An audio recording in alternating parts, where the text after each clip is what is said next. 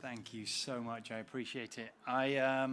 You don't need a scientist standing here telling you all the value and importance of nature. I'd be preaching to the crowd, to the choir, but that is exactly what I'm going to be doing. But I'd like to take you a little bit through the journey that I took to get here. I'm just trying to go through the slides. Maybe that's not an option right now. Oh, okay. So, until then, do you want to hear a joke? I shouldn't have said that. All right, I'm really into bushcrafting. Oh, wait, it's begun, thank God. All right, okay. So we're on slide 3 or 4 here. Oh, I'm just going to go back. Oh, you're seeing the whole thing anyway. Okay. I can't remember which order the slides go. We study the global forest system and the biodiversity within. We are interested in the connectivity and the infinite complexity of these systems to try and get a handle on this very tricky and sometimes contentious role of nature in climate. And I think everybody is very familiar with this tricky topic that we're tackling here. So the magical forest system is obviously built from the full diversity of microbes, plants, and animals, and we build models that spread across all those different organism types. But in 2019, this journey for me started when I was when I interacted with the UN Billion Tree Campaign. They wanted to know what is the potential of scale, what is their contribution to the global environmental footprint, and for that they needed to understand the scale of the global forest system.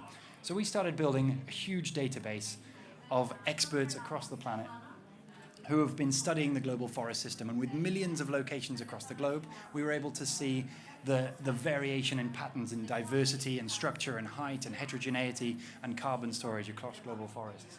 This was a fundamentally useful database because it allowed us to build a new generation of models from the bottom up rather than from the top down. And in 2015, this showed us that our Earth is home to just over 3 trillion trees, which was a very exciting moment. It was also a pretty overwhelming moment because it's the first time our research sort of entered the media or the public sphere, where you get a lot of enthusiasm, but also a lot of, let's say, constructive criticism. We had some furious messages from the Vatican City because we'd missed the 12 trees that are in there, so that number should be 3 trillion and 12, but we're updating it all the time. But with those models, we're also able to evaluate how the natural existence of forests that would be in the absence of human activity. And we realized that we've reduced the number or the scale of the system by about 50%. But outside of the urban and agricultural lands, we were quite excited to see that there's this really great opportunity for regeneration. If we could protect these ecosystems and allow them to naturally regenerate, that there might be room for just over 1 trillion new trees. And that, if they could recover to full maturity, would be about 205 gigatons of carbon. This would be a spectacular contribution to our global climate targets. Now, for me, as a young scientist, this was one of the most exciting moments of my career, but also it quickly became one of the most overwhelming and devastating moments of my career, because somewhere along the line, and I must take huge responsibility for this myself, but along the line of communication towards the media, that got simplified as, we'll save the world by planting 1 trillion trees. And I'm sure many of you have heard this concerning slogan that dragged this research into a dangerous debate. So headlines went around the world. Within 2 days, it reached 65 million people, and that trend didn't stop for a good couple of years. When the WEF launched their Trillion Trees campaign, many people were definitely engaged to try to promote biodiversity and human well-being, but many others also saw it as an opportunity to bang a few trees in the ground and ignore the very real and urgent challenges of cutting emissions. And this gave rise to a pretty dark phase in the environmental movement, with massive concerns around, or misconceptions around, the role of mass tree planting to capture carbon.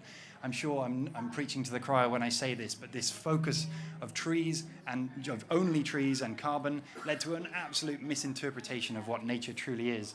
It can be devastating for local biodiversity. It can also be, they're often used as an excuse to avoid emissions cuts, which is so much more devastating because they'll only destroy those ecosystems in the long run anyway. And even in a weird way, this was also equally concerning, is it led to a massive phase of scientific controversy with big concerns around the scale or the relative importance of nature, or even question marks over whether nature has a role to play in the climate conversation. And this controversy has plagued us for quite some time over the last 5 years, every month, every week, there seems to be a new journalist who discovers that mass tree plantations are not good and tells the world that planting trees can do more harm than good, which is good. We need to be held to higher standards. But this controversy is plaguing the environmental movement to the extent that commitments to nature have been lagging behind where we need them to be. So this year was a big moment for us. For the first time, we got hundreds and hundreds of ecologists together to put an end to this controversy. By pulling together data sets from 1.1 million locations across the planet, we could build a new, more robust understanding of the scale of this potential, the scale of carbon storage on our planet today, and the potential for additional carbon storage in the world's forests if they could mature. So by linking up that satellite data, the ground source data with satellite observations, we can build a really robust level of understanding to show that Earth could actually increase the carbon storage capacity by over 226 gigatons. That is around a third of our carbon drawdown needs, slightly more than a third of our carbon drawdown needs. But the most exciting thing of all was, unlike our very enthusiastic study in 2019, this time we could actually see how and where that carbon could be captured. So if you imagine this is the world's forests once before human activity, we've depleted half of them by cutting them down and deforesting and land use change, but we've degraded the rest. They're fragmented, they're secondary growth, small degraded ecosystems. And that means that the greatest potential of that proportion of that potential can be achieved by conserving the ecosystems that we still have. Then the remainder can be achieved by equitable development, by empowering the millions of local communities and indigenous populations and farmers who protect nature so that it can be revitalized on degraded landscapes. But the power of nature is in its complexity. We clearly can't be achieving anything like that potential with mass plantations, and now we have the statistical evidence to prove it, that healthy, diverse mixtures of species store approximately 50 to 70% more carbon than individual plantations would on their own. So, of course, diverse forests can represent a useful contribution to our climate goals as long as we also cut emissions. The science also showed if we continue emissions as projected, then fires, floods, and droughts are going to devastate our ecosystems, and none of that carbon storage potential will be realized.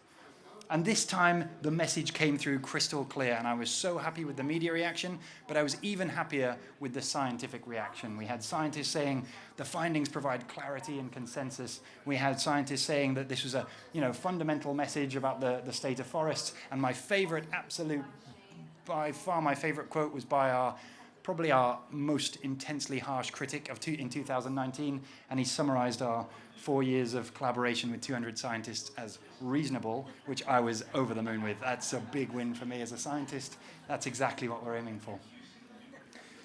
So we can achieve a third of our climate goals, but again, we've got to come back to that point.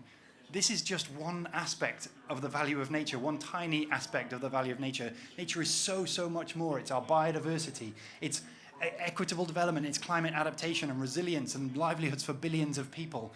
So we need to be focusing on protecting what we have and restoring what we can. And that doesn't mean just banging trees in the ground, because if we do that without recognizing the microbes, the animals, and the humans that are essential to the integrity of those ecosystems, you're just going to get a load of dead trees. This is not how we're going to be resolving these ecosystems. Ultimately, if we're going to be making most of this momentum, we need every pledge, every commitment to nature needs to be reshaping that goal to focus on biodiversity and human well-being with carbon as a byproduct. We need to be moving away from mass plantations and towards millions of community-driven efforts, empowering the communities on the ground to revitalize and protect the nature that they depend on. And we need transparency. So for that reason, sorry, I've whisked past those 3 slides. I saw someone trying to take a photo. But for that reason, we've built an organization called Restore, which is built to help those 3 challenges. Restore is built to bring transparency to your national or corporate or local level commitments. You can draw around any shape on the planet and get data about the biodiversity, carbon, and water from hundreds of ecologists across the planet. This is free. You can go and explore the 150,000 projects that are already using it on the Restore network.